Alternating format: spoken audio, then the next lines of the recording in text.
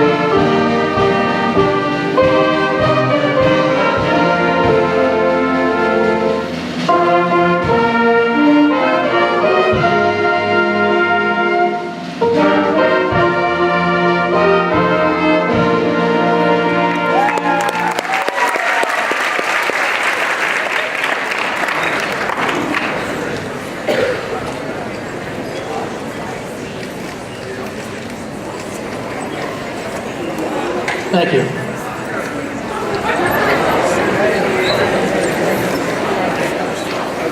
And now please welcome at this time a special guest here to Bradford Area High School, McKean County District Attorney, Mr. Ray Lerner. Mr. Lerner.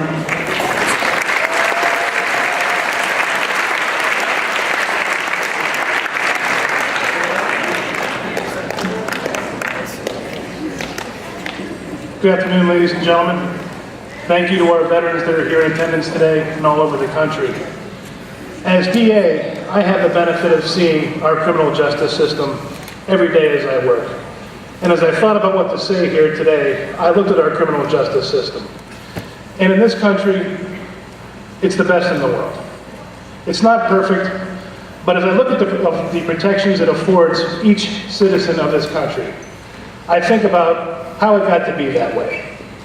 And a big part of how it got to be that way is because men and women have fought all over this world to keep it that way. And the criminal justice system is just one example of how the brave sacrifices that our men and women have made has helped protect our way of life and has helped create our way of life. And as you sit here today, I want you to ask yourselves, why do we have holidays? Is it an excuse to not go to work, or an excuse to not go to school? Is it a reason to give gifts? Is it a reason to take a vacation? Or is it something bigger than that? And I suggest to you that it is. And the reason we have holidays, I believe, is because there are times when we have to stop and reflect on what we have. There are many holidays that we have in this country, Christmas, New Year's, Easter, things like that. But on Veterans Day, it's a chance for us to pause and reflect on the things that we take for granted every day as Americans, and to thank those who've given us the freedoms that we have. On Veterans Day, we think of not only those who have died for our country, but those who have served in any capacity. Those who have served in peacetime to help keep us safe. Those who have served in wartime to help ensure our way of life. And the sacrifices that these men and women make are incredible. For those of you that are too young to remember the draft, you don't understand what it was like to be in their shoes. Men and women, mostly men then, not much older than the students that are sitting here today, were pulled from their lives for the service of their country. They weren't asked whether they wanted to go. They went because it was their duty and because their government called them to go. And they went wherever was needed to protect all of us back at home. Some of them were their families, but they fought for everybody, whether they knew them or not, because there were ideals that this country holds dear.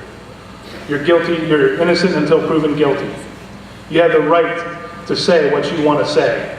You have the right to worship in any church that you want to worship in. You have the right to elect your leaders, and you have the right to be involved in your government. And those things that we take for granted every day are really very unique in this world. In this country, you can stand up and disagree with your elected leaders, and that is your right. And you can do that without fear of retribution. But there are a lot of countries in this world that you can't do that in. If you're in Iran or China or in the African nations and you stand up and say, I don't agree with what the government is doing, you have to fear for your life. That doesn't happen in America. And it doesn't happen in America because there have been veterans from the 1770s until today that have fought for our country, that have fought in wars that created our country. The Revolutionary War that created this country. The Civil War that held our country together when it almost failed. World War I, World War II that fought against imperial nations overseas. The current wars in Iraq, Afghanistan, more recent ones in Grenada. All these conflicts, again, protect our ideals as Americans. But they don't happen without the brave men and women of our armed services. Those ideals certainly would not live on if it was not for their dedication and for their sacrifice. So on this holiday, on Veterans Day, take time, reflect on what these people have done for you. Whether you know them or not, maybe you've had some veterans in your family, maybe you have not. But I encourage you, any veteran that you see, take time out of your day, shake their hand, tell them thank you for their service, because you have the liberties that you have here today only because of their sacrifice. Thank you.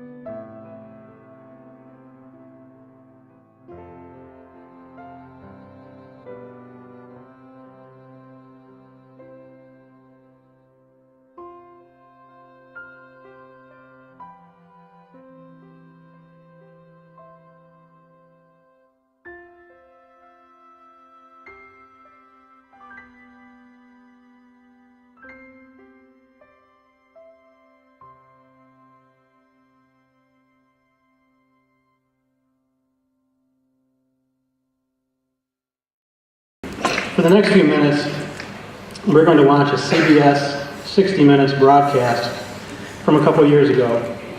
The story is about a group of Green Berets that were ambushed by hundreds of Taliban while fighting in Afghanistan. The attack took place on June 23rd, 2006.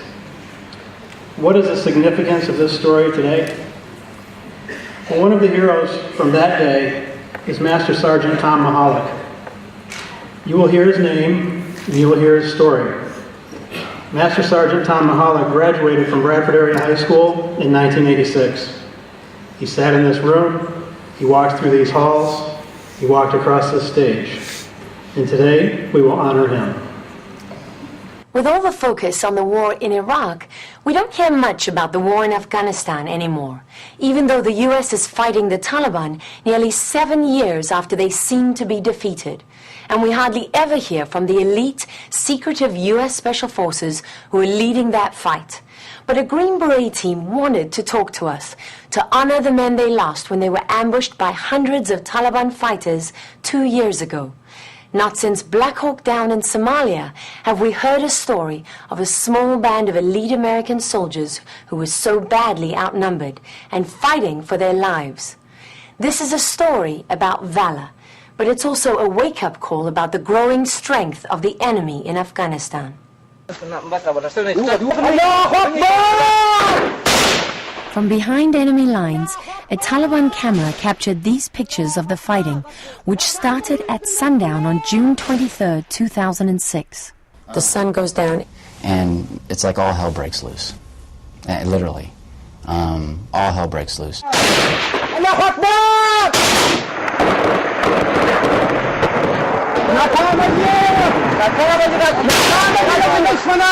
The enemy is firing at all directions at us, and soldiers are trying to identify the positions and return fire. They have completely surrounded us, and we're firing at us with multiple systems. The battle over 2 days and 2 nights took place in a small village about 12 miles southwest of the city of Kandahar. The Green Berets, just 9 of them, went into the village with 8 other American and 48 Afghan soldiers. They were on a mission to capture or kill a Taliban commander known to operate in the area. This is an area where the battle took place. Major Chef Ford says he didn't know hundreds of well-armed, well-supplied hardcore Taliban were waiting to ambush his men. They took these pictures of themselves preparing for the battle. American forces were accustomed to quick hit-and-run attacks by the Taliban, but Major Ford and Sergeant Brendan O'Connor say they were shocked by the sustained, organized assault in the village. We had not seen this disciplined execution of infantry tactics. And you had never experienced anything like this? Not to this extent. We also started taking mortar fire into the patrol base, which also demonstrated that there was somebody who knew about the weapon system and how to operate it. So that was a sign that this was going to be different? Yes, that was a sign. At one point, the Taliban even broke through the Green Berets' perimeter, but they were pushed back. Major Ford called in air support. That's a 500-pound bomb exploding, but the bombs couldn't stop the Taliban. They were everywhere. The enemy was also located in this compound. Using an unmanned aerial vehicle like this one as their eyes in the sky, the Green Berets located a compound near the town graveyard that they suspected the Taliban were using as a command center. Team Sergeant Tom Mahalik led a small group of men from the Green Beret patrol base to the compound, a third of a mile away. The Taliban pulled back, but a short distance away they were dug in with machine guns. There was enemy located in 3 different positions in this irrigation ditch. The machine guns opened fire on Staff Sergeant Matthew Binney, who had split off to provide cover for the assault on the compound. I was hit in the back of the head by a round. It knocked me to the ground. The bullet actually hit your skull? Yes, ma'am. Did it fracture it? Yes, it did. I didn't hear anything. It was just the loudest buzzing I'd ever heard out of both ears. And my vision was real blurred as well. Despite his injuries, Binney, who was the team medic, got up and kept fighting. That's when I was hit the second time. Went through my shoulder. So you had no shoulder left? No, I didn't. It wasn't connected structurally anymore. Then, a U.S. soldier who was with Binney, Joe First, was hit by a rocket-propelled grenade and seriously wounded. The Taliban managed to get within shouting distance of the two wounded Americans and started taunting their Afghan translator. A lot of the things that the Taliban were yelling at them while they were shooting at each other was that, hey, you're a fellow Muslim, we can forgive you, just put your weapons down and walk away, we want the Americans alive. The things they would have done to me if they had caught me alive, you can only imagine what they would have done. The kind of propaganda they would have been able to have made would have been real bad. Over the radio, the translator, named Jacob, told Major Ford the situation was so dire that he was prepared to kill the two wounded Americans and himself just so they wouldn't be taken hostage. He said that he was willing to make sure that both of them were killed and that he would kill himself so that nobody would be taken alive by the Taliban, because he understood what would happen if they were to capture him. What did you say to that? I told him not to. I said, we've got people coming. But Major Ford says his small team was scattered around the village, under attack from hundreds of Taliban. The relentless, intense sound of the fighting was captured when one of the Green Berets' cameras was accidentally knocked on.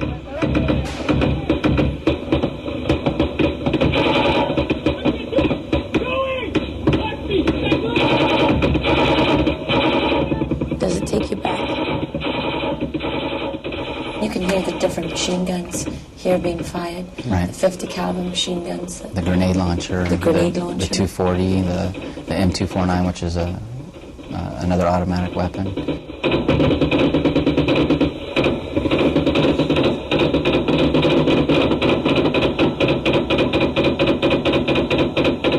So you're completely surrounded by Taliban? We're completely surrounded by Every Taliban. position? Every position. The patrol base, the compound. So your guys were in real trouble at this point? Yes, we were. Afghan reinforcements tried to reach the village, but were pushed back by the Taliban. The Green Berets could have been overrun, were it not for individual acts of heroism by members of their team. Sergeant First Class Abram Hernandez was teetering on top of a ladder he had climbed at the corner of a building to get a clear shot at the Taliban fighters trying to take Matthew Binney and Joe First prisoner. You were hanging on that ladder, high in the air, holding on with one arm, shooting with the other arm. Well, because I lost my balance, that's why. But you held on. Yes, I did. Seeing Hernandez propped at that ridiculous angle was absolutely inspiring. You could see the tracer rounds actually flail the wall in front of him, and he ducked down and then popped back up, and tracer rounds were coming. They were whizzing right by our heads. So you were amazed by Hernandez, what he was doing? I was.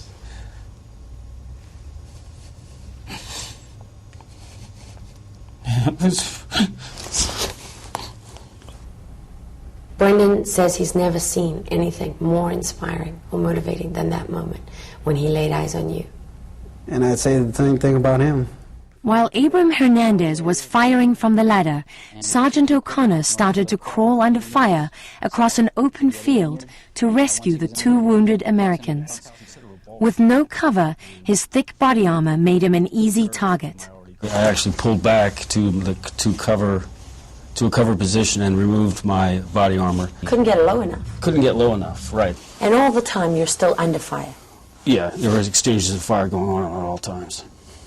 Major Ford said everyone watching O'Connor crawl 90 yards across the open field without his bulletproof vest couldn't believe what he was doing. But they described to me watching the machine gun fire go right over his body, seeing it hit grass that he was crawling through, seeing it mow some of that down, that the fires were so heavy it was literally cutting some of the grass in different spots. It took an hour and a half for O'Connor to reach First and Binney. From a rooftop, Master Sergeant Mahalik was single-handedly holding down a group of advancing Taliban who were threatening the rescue operation.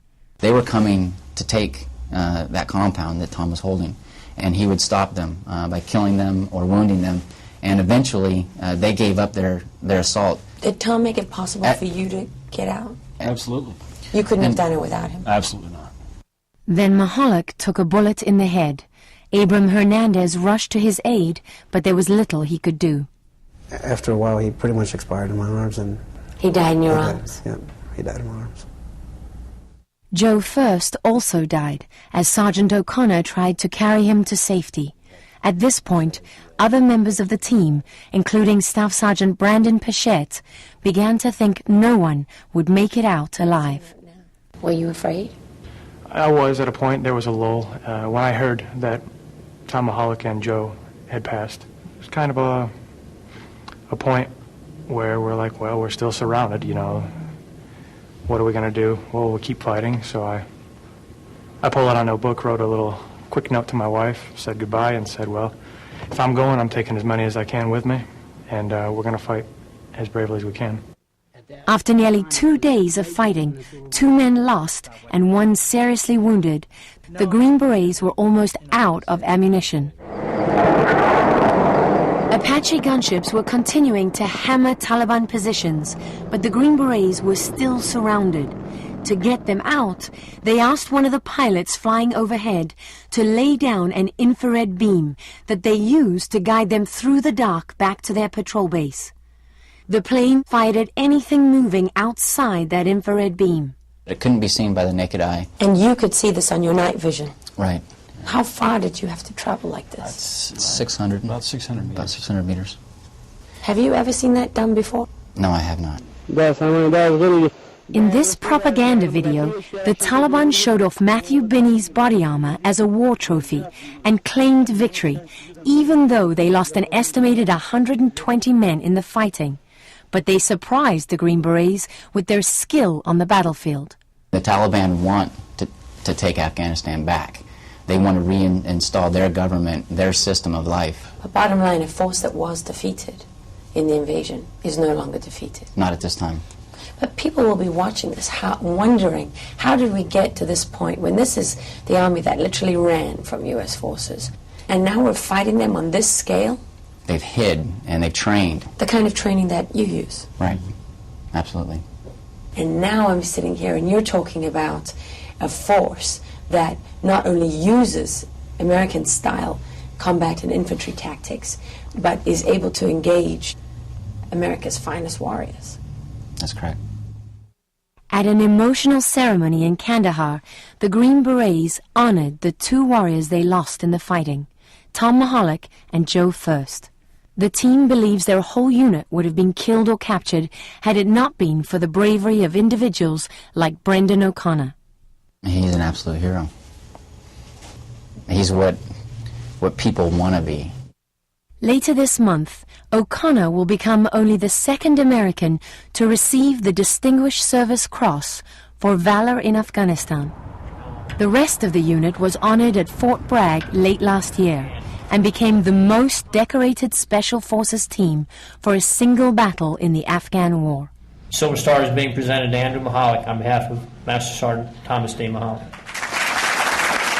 Tom Mahalik's Silver Star was presented to his son Andrew. He stood proudly in front of the men whose lives his father had saved.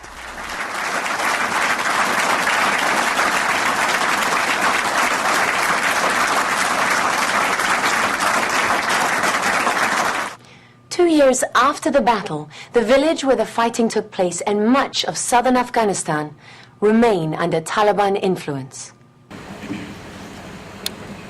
Master Sergeant Tom Mahalik gave his life to protect the freedom that each one of us enjoys.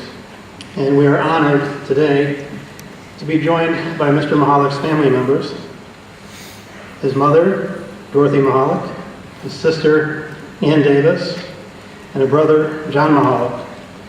At this time, our Student Council President, Dan Larson, will present the Mahalik family with a plaque created by Bradford Area High School students to honor the life and service of Master Sergeant Mahalik and to show our gratitude and appreciation. Dan?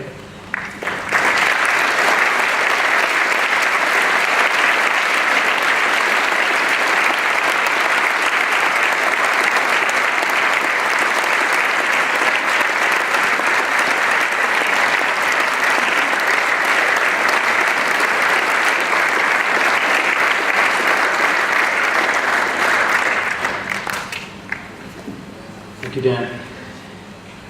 Next, I'm very proud to introduce this next gentleman to you. Mr. Jordan Cercone is a 2000 graduate of Bradford Area High School. He served in the U.S. Army from 2001 until 2004. He was a combat engineer and a paratrooper. He served in Operation Iraqi Freedom from 2003 to 2004 with the 101st Airborne Invasion Force.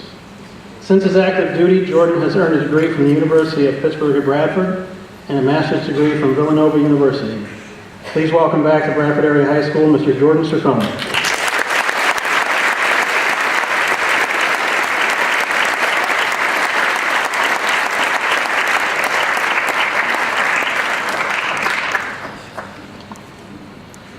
Good afternoon. It's an honor to be able to stand here in front of all of these veterans and this student body, and to be able to talk about what this day really is, Veterans Day. Last time I was here on this stage, I was receiving my diploma, and there's some debate as if whether I deserve that or not. There's conspiracy theorists thinking my parents paid off Mr. Schufran to allow me to graduate, and here I am dressed up like Mr. Rogers talking about Veterans Day.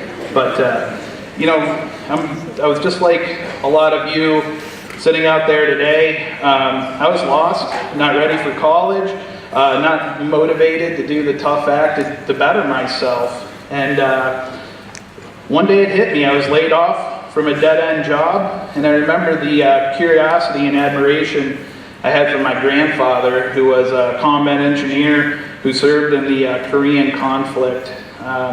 I'd prod him for information as a young boy, and he'd always tell me funny tales of being at the shooting range and Maggie's drawers and the classic they shot at us and we shot back story.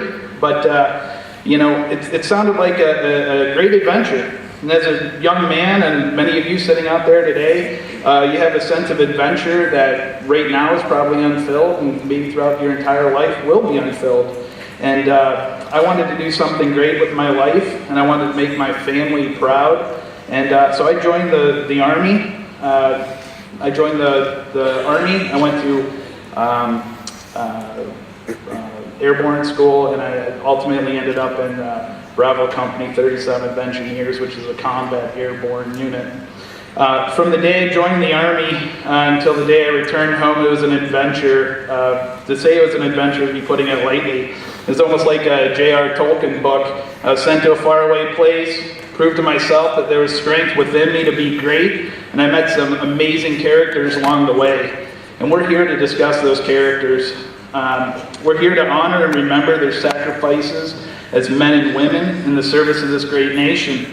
Some served to go to college, some because they were bored, but all shared in the bond of being part of something larger than themselves.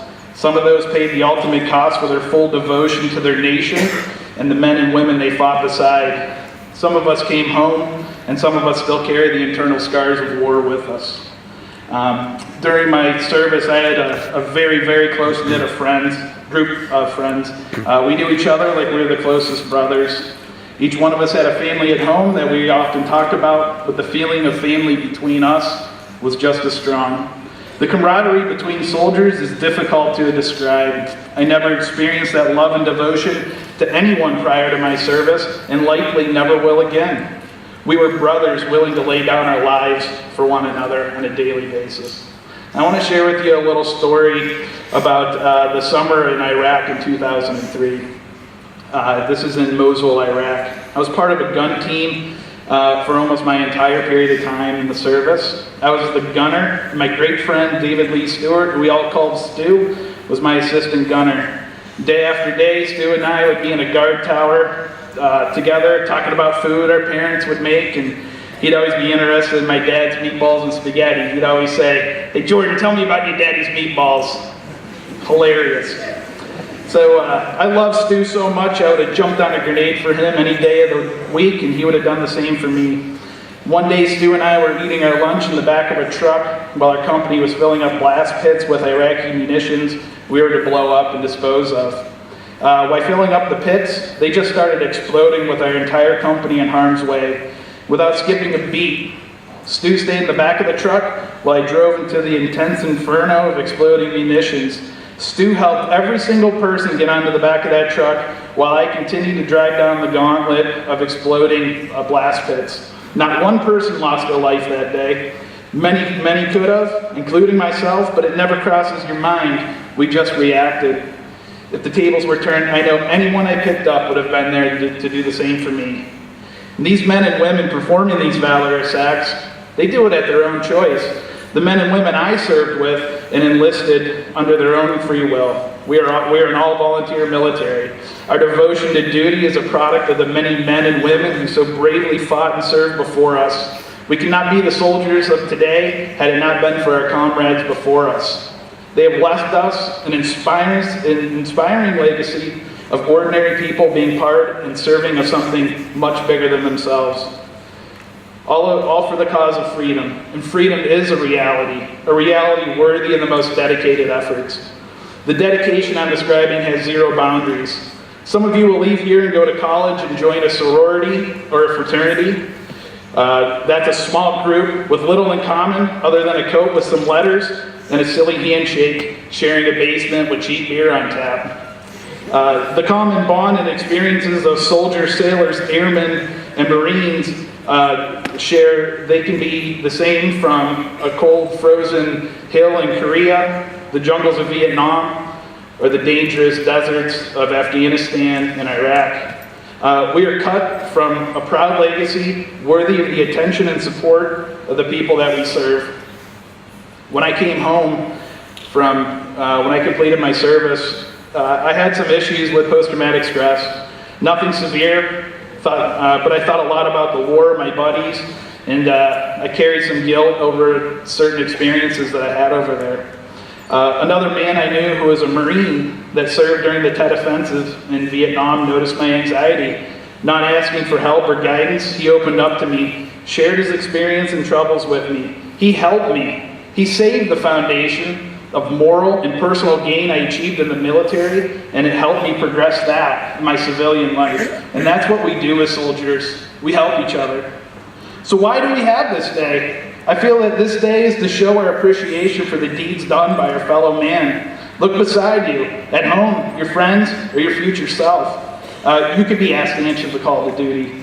So many have sat in the seats that you find yourself in right now that have served or are currently serving abroad. Be proud of them. If you know one, take a second and thank them for what they've done, what they have sacrificed. If you don't serve yourself, serve your community by showing your appreciation of the sacrifices others have made, defending your rights to do so. Take your hat off. Stand up tall during the national anthem. Say the Pledge of Allegiance, even though they don't make you do that anymore. This is your country, and be proud of it. Show respect for those that have defended it and have fought oppression abroad to bring our way of life to others in need. And then in closing, some ask me if I have any regrets about joining the military, considering the current situations throughout the world. If I could do it all over again, would I? The only thing I wish for would be the chance to tell my grandfather how much I respect what he did as a soldier. I'd want to apologize for asking all those pestering questions, knowing what I know now, and thank him for stoking my curiosity in the military. So would I do it again, having the chance to go back in time? As my papa would so elegantly say, I wouldn't do it again for $1 million, but I wouldn't give it away for $1 million either. So please take away from this day the remembrance and realization of what a veteran really is, what he does, the sacrifices he makes for all of us. So please, everybody give all of these veterans here a round of applause, and God bless America.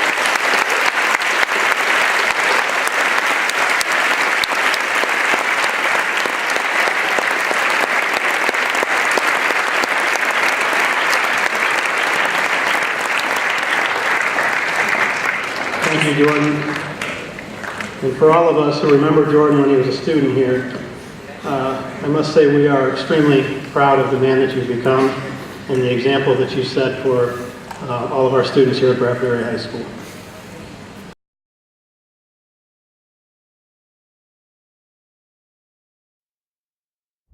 Three teens were arrested today for defacing the Kensington Park War Memorial overnight. The destruction includes painted messages against the military and the war in the Middle East. The three teens were picked up in the early morning hours after evidence was left at the scene. Grandpa, something wrong? Some people sure have short memories, and those who are too young to know need to be taught. Come on, I want to show you guys something.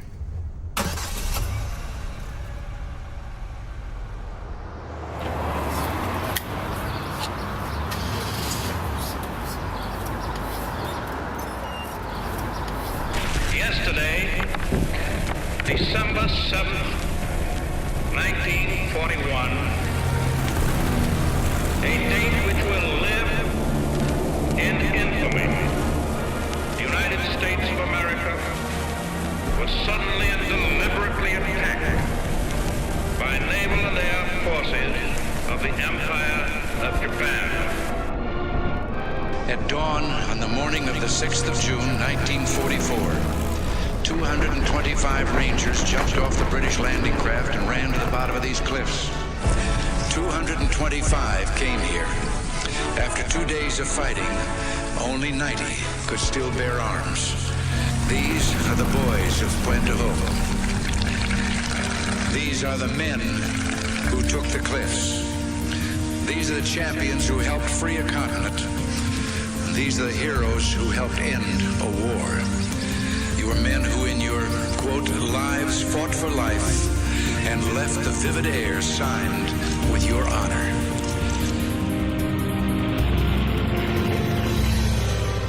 In the name of God and country, I learned to defy gravity. To honor my family, I lived in the belly of a beast. I fixed the hearts of iron monsters. I became a worm in the mud for dignity, For honor, for righteousness' sake, for God and country. I fought for you. I fought for you. For you. I fought for you. I fought for you. I fought for you. I fought for you. For you. For you. For you. For you. I fought for you. I fought for you. I fought for you, and I do it again.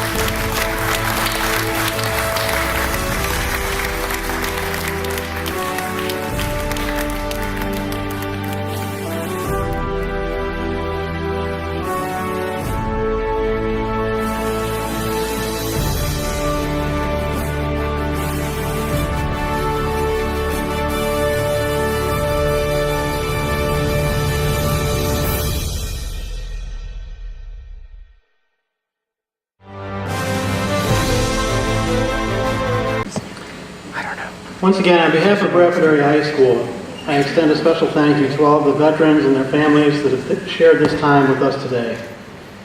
We salute you one more time.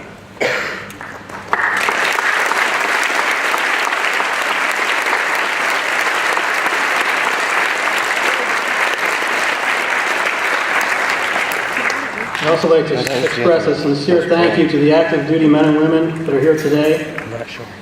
And I ask that all of our veterans stay with us following this program for a small reception being held in your honor, hosted by the Criminal Justice Club in our cafeteria. Finally, I would like to thank all of the faculty, staff, and students that helped to make this happen today. A lot of work goes on behind the scenes, and I'm very proud of our team and of their efforts to make this a special day of remembrance and honor.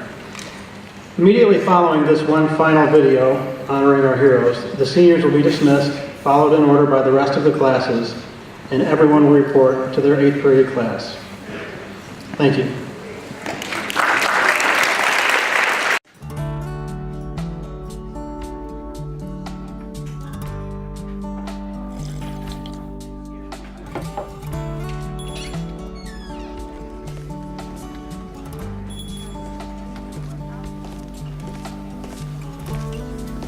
I help you? Just a cup of coffee, please. Coming right up. Oh, there's no charge. Thank you.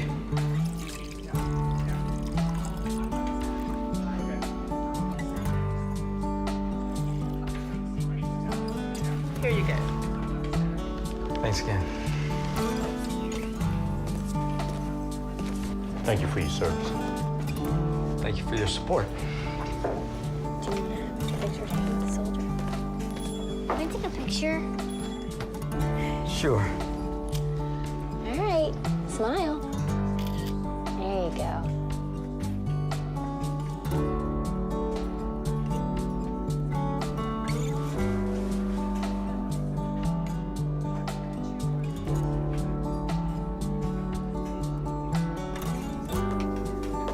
Sir, my son would like to ask you a question. Are you a hero too? That man said you were.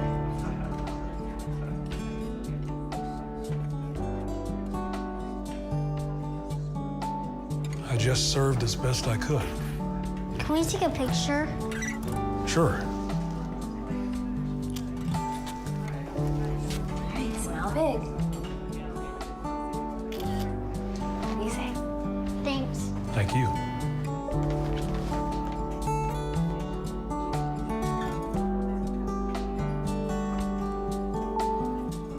Thank you for your service.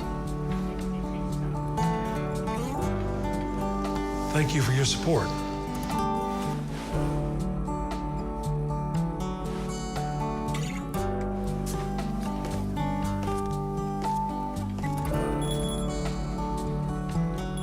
Can I get you a refill?